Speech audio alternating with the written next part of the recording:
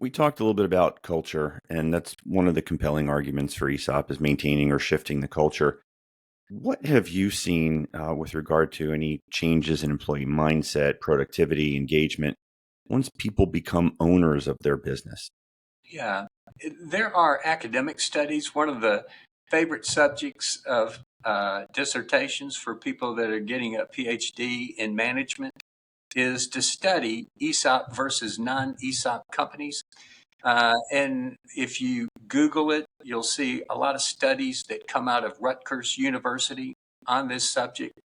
And so there is solid empirical data that supports the fact that ESOP companies are more productive before they set up the ESOP. They're more productive after as a result of that employee ownership. They're more productive than similar competitive companies that don't have an ESOP. And the companies have lower turnover than companies that don't have ESOPs.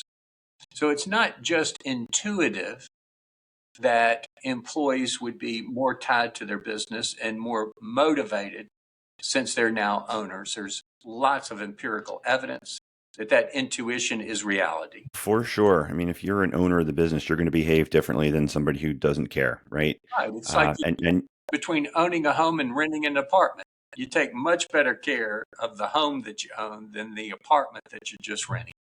yeah, and you're invested in success literally and figuratively because as the company does better, you're going to do better with your ownership interests. So, Yes. with that sort of as the backdrop, how should leaders communicate ESOPs to their people so that they understand what it really means to them, both in terms of financial aspects, but also in terms of their accountability and that ownership mentality that we just talked? Yeah. Communication is key to the success of an ESOP company. I tell business owners, look, you've spent a lot of money to set up this ESOP. And if you want to maximize the value of that investment, then your employees need to understand what the ESOP is, how it works, and how it benefits them in order for this thing to have been a wise investment on your part. So, employee communication, as you're suggesting, is key. This week, I was in Atlanta, met with two of our clients there, did the initial employee rollout meeting for one of them. Their plan has just become effective. And so at the beginning of that meeting, the business owner explained the history of the company, the alternatives that he considered, sale to private equity, sale to a competitor, sale to an ESOP, and told them why he selected the ESOP so that he could protect and reward them. And then I got into some of the detail of what an ESOP is and how it works and spent a lot of time answering their questions. The next day, I went to one of our clients that has had their ESOP for a year. And I spent time with them reminding them of what they had learned the first year.